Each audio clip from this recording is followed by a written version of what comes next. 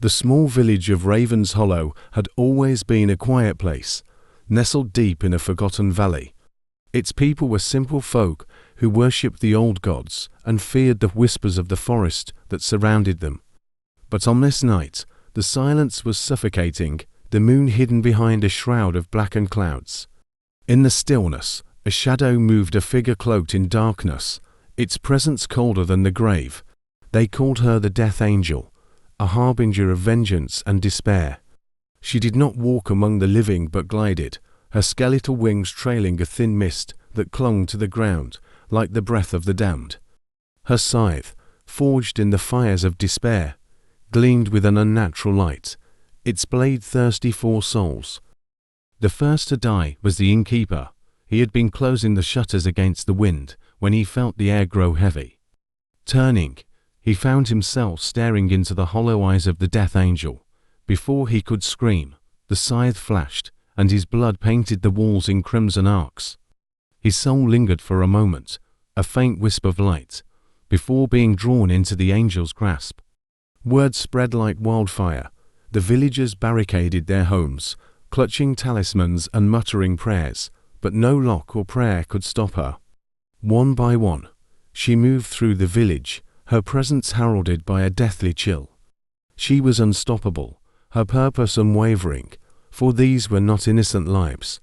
Raven's Hollow held secrets as dark as the forest that surrounded it. Years ago, the village had been prosperous.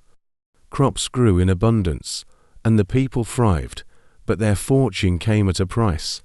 In their greed, they had made a pact with an ancient spirit, offering a sacrifice in exchange for their prosperity. The sacrifice had been a young woman, accused of witchcraft. Bound and gagged, she was cast into the forest to be devoured by the spirit. But the villagers had underestimated her will.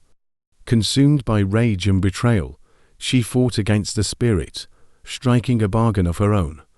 Her body perished, but her soul became something far more terrifying, an instrument of vengeance.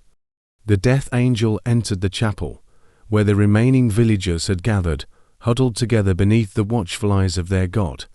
The priest, trembling but defiant, stood before her, brandishing a crucifix. "Begone, demon," he shouted, his voice cracking. She paused, tilting her head as if amused by his audacity. With a flick of her scythe, the crucifix shattered, and the priest fell to his knees, clutching his chest as his life drained away. His flock screamed, scattering in every direction.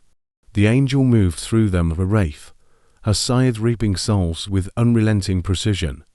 Blood stained the chapel's sacred floors, and the cries of the dying mingled with the tolling of a cracked bell. As dawn broke, the village was silent. Raven's Hollow was no more, its streets littered with the lifeless bodies of its inhabitants. Only one remained, a child, too young to understand the sins of her people. The Death Angel stood before her, her wings folding around her like a cloak.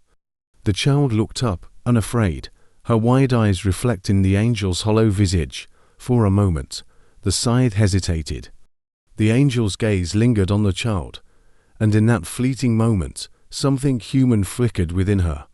Without a word, she turned and vanished into the mist, leaving the child alone amidst the carnage.